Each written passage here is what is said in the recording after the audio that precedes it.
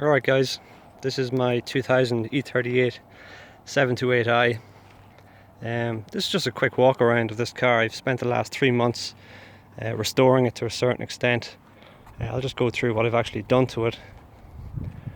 So I owned this car for 6 years, and I recently got an E66 740 Li, and that basically replaced this car 3 years ago. So I sold this to a particular gentleman who looked after it very well for 3 years, and I got the opportunity to buy it back. So in the last 3 months, whilst he did take very good care of it, the car did need a lot of attention, mostly cosmetic stuff, to be honest. So I'll just go through what I did to the car. The first thing was the wheels. Of course, the wheels had to be redone. So these wheels were sent up to Donegal to Donegal powder coating, and I had them completely stripped. They were repainted and basically diamond cut. So the faces, as you can see, were diamond cut, and the lip was diamond cut just to match the OEM finish. So I'm very much a stickler for OEM stuff, and he did a fantastic job, as you can see. So we have brand new Kumho KU39 tyres on all the way around. So they're a staggered profile, so you've got the bigger lip on the back, as you can see. So it's a 255 profile on the back, and it's a 235 on the front. So you've got a much wider lip here, which looks the absolute business. So that was the first thing I had to do to the car. I'll just run around to the other side. There's the other rear, and that's the front. Next thing on the agenda was the car always had soft brakes, so I just wanted to sort that out, and I swapped it out for a new master cylinder. I swapped the original master cylinder out for a new one. I just popped the bonnet here. If I can.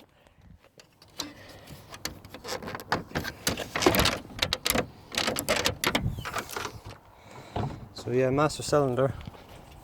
I swapped that out. It's a TRW one, which is an excellent quality item.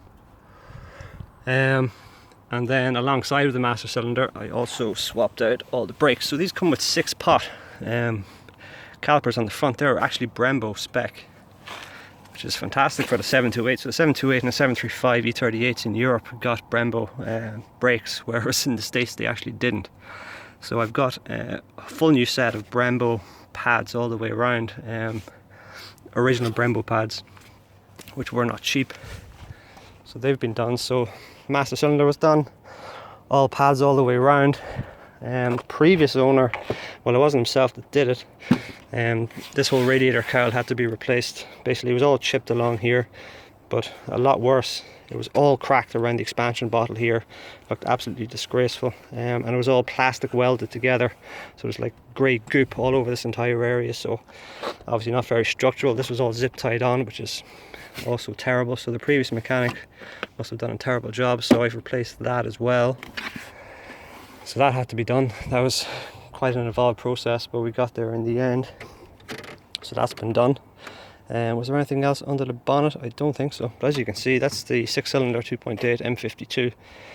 They develop about 193 brake horsepower, which you might think is a little underpowered for this car, and I'd probably be inclined to agree. It's a 1850 kilo car, but I mean, that silky smooth 6-cylinder is just, oh, it's such an amazing engine. So the V8 does have that extra power, the extra torque, and that V8 burble as well, but that's 6-cylinder. So I'll start it up just so you can hear.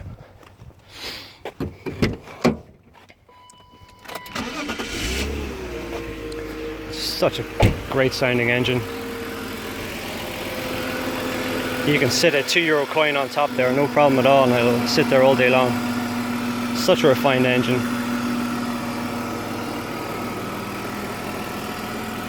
Just ticks over so smoothly. And there's a nice deep drone from the exhaust as well. Oh, it sounds great. So it may not be the most powerful thing in the world, but it's extremely refined, and arguably a lot more refined than the V8s are.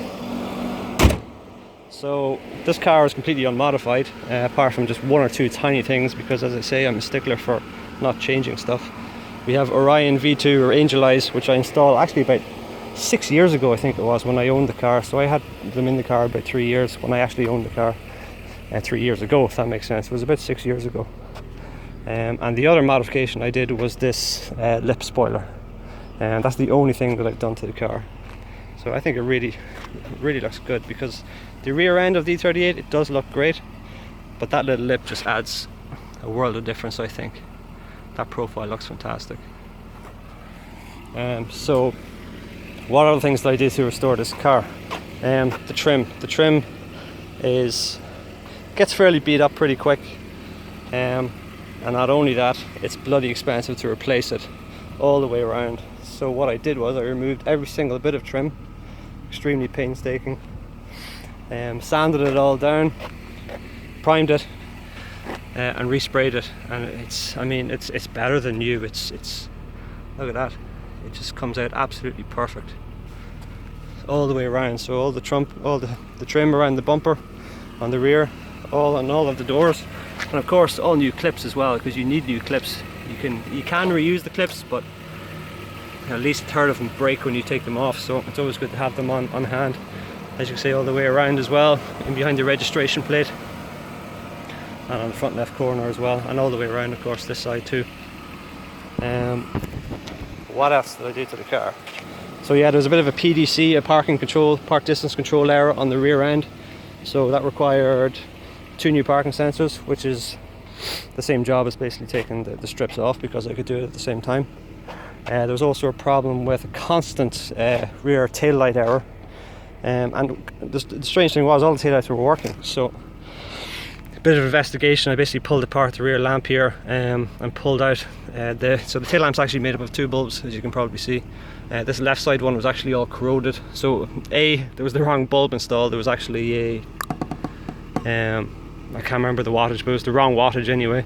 And secondly, it was all corroded, so the little bulb holder that holds the bulb, that was all corroded, so that was throwing constant error. So I cleaned all that up, that fixed that error perfectly.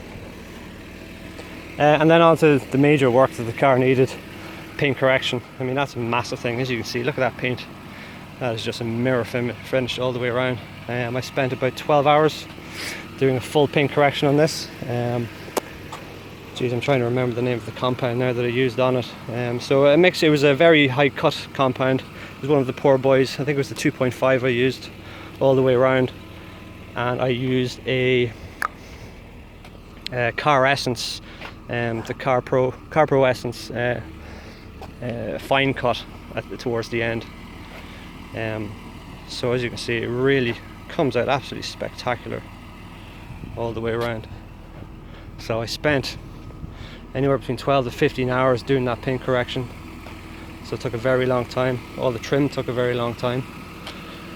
I'm trying to think what else I've done to the car, because I've spent 3 months on this thing every evening. Yeah, so some of the panels needed a bit of work as well. So this sill here, ever since I owned the car years and years ago, there was a big scuff on the underside here, so somebody had damaged the underside of that sill. So I took that off myself, sent it off for respray, got the colour code match. It's Orient Blue 317, one of the best colours BMW ever produced in my opinion. So previously when I owned the car, I also did some machine polishing, and I actually burned through this strip here, so I got that resprayed as well. It's a perfect colour match. And on the rear as well, so it's, you know, it was a car, it was in use, so there's going to be little bits of damage here, especially around the boot, and there was damage on the strip here, so I got that strip redone as well. So, and the rear left mirror, it was cracked, so I got that replaced, and this mirror cover was also slightly scuffed along the top as well, so I got that resprayed as well. So perfect colour match all the way around.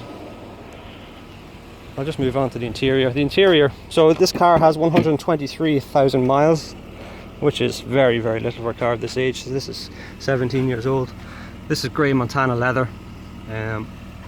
These mats I replaced them myself. These are OEM mats. I replaced them about 3 years ago, but the car's only done about 12,000 miles since they were replaced, so they are like new. This is a genuine sport model, so you get the anthracite headliner, which comes down to meet halfway down, as you can see here, to meet the same grey Montana leather, which looks spectacular. Lovely little ashtray there.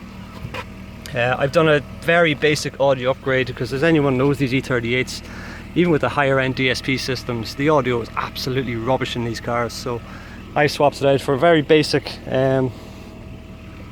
non-paper cone mids, basically, because these come with paper cones, believe it or not, to make up the drivers. So these are 5 1/4 drivers with the tweeters inbuilt.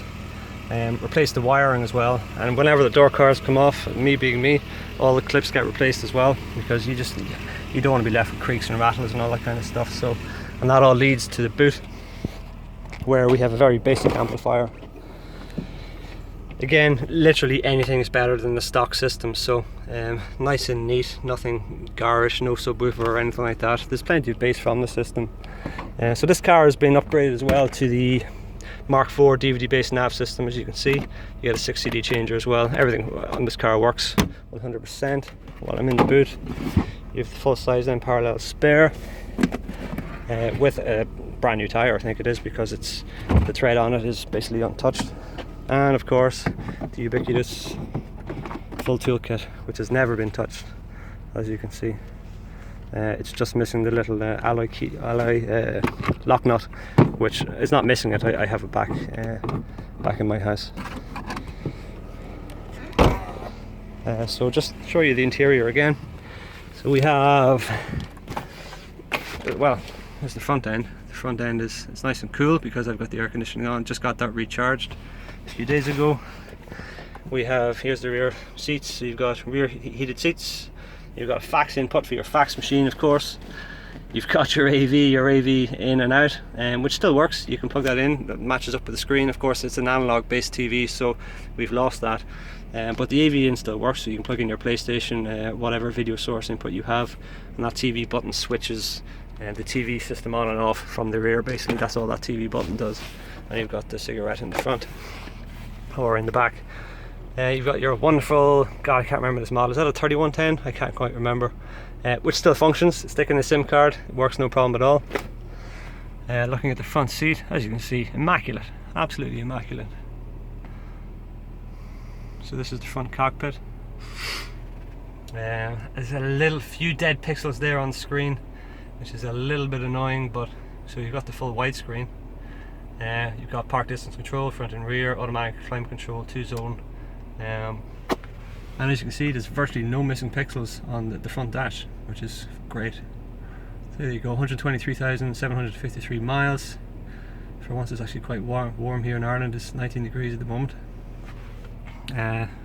Front seat, a little bit of wear on the right side bolster, which you would come to expect of a car at this age, but nothing major.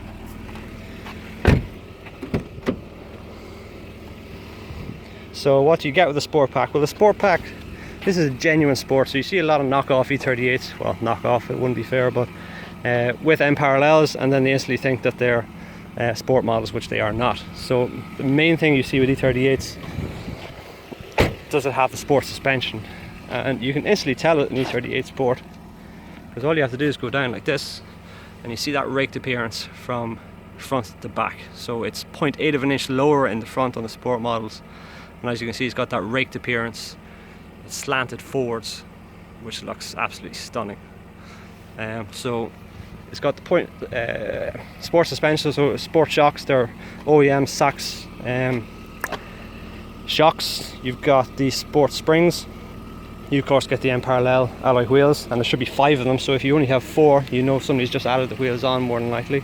You get the shadow line trim, so there's no chrome in this car. It's all shadow line, all black all the way around.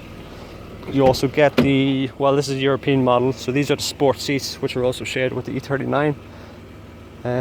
What else do you get with the Sport? As I mentioned, you get the anthracite headliner. You get the sport steering wheel.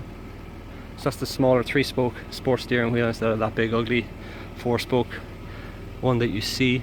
And there is something else, but I can't quite remember. But anyway, you've got the 5-speed 5 HP 19 Steptronic transmission as well. So let's just step in here. So yeah, this is the dash. So 123,000 miles. Ordinarily you see a lot of missing pixels there. Now there's 1 or 2 missing ones, which you might be able to see here. So yeah, I saw one there just on the P of the stopwatch and of the N of consignment, but that's excellent, perfectly readable. no problems there at all. Of course, this is the nice show pony, nice trick. You get to expose your tape player in there if you still have tapes. And of course everything works. For your smile, it's not too late to book place in the sun today with great last minute packages on thompsonholidays.ie. You have, of course, your 2-zone climate control. It's lovely and cool in here because the aircon was just redone, as I say. You've got your cup holders, which are still working. It's still in place, which is a very rare thing, including the rear ones. If I can pop them open, they get a little bit stiff the odd time. There we go. We also have the sliding armrest here. So I've spent, there's a full 5-hour interior detail done on this car, which really shows. I mean, this car is like new on the inside. You've got your ashtray here in the center as well. And all around it's in phenomenal condition. You've got fully adjustable front sport seats, so they've got everything. They do lack lumbar adjustment, but everything else adjusts on these cars. And we've got front heated seats as well. So yeah, that about sums up this E38. And basically one of the key things about this particular model is I've maintained it myself for years and years and years. So I owned this car from 2008 through 2014, so that's when I sold it. And I did oil changes every 8,000 kilometers or 8,000 miles. So I've got full service history for this car. Every single oil change has been documented. Every single part that's ever been put into this car has been documented. I have a folder this thick, which is actually normally kept in the boot, but I don't actually have it with me. Such a classy looking car. So yeah, every single thing has been documented. I always use original, or as in either from the BMW dealer or the original OEM parts, as in, you know, Lemford or TRW, whatever's going, that is an original OEM part, but not necessarily from the dealer. I have every single record for this car. So all control arms, you know, filters, everything, transmission oil, transmission pans, everything that's been done to this car has been documented and saved. So thanks for watching the video. I hope you appreciate the E38 as much as I do.